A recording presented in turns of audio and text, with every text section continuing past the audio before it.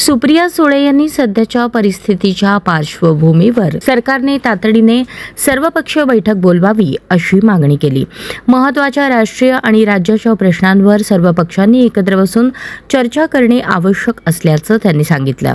अशा बैठकीतून योग्य निर्णय आणि सामूहिक भूमिका निश्चित करता येईल असंही त्यांनी नमूद केलं। देश आणि राज्याच्या हितासाठी राजकारण बाजूला ठेवून सर्व पक्षांनी एकत्रितपणे काम करावं असं आवाहनही त्यांनी केलं। की जेव्हा पहलगाममध्ये हल्ला झाला होता, त्याच्यानंतर ऑपरेशन सिंदूर झालं, तर पहलगामच्या हल्ल्यानंतर एक ऑल पार्टी मीटिंग भारत सरकारने बोलवली होती। मला असं वाटतं ती वेळ आलेली आहे किंवा त्याला कदाचित थोडा उशीरही झालेला आहे। तातडीने माझी विनम्र विनंती आहे भारत सरकारला की एक ऑल पार्टी मीटिंग बोलवावी।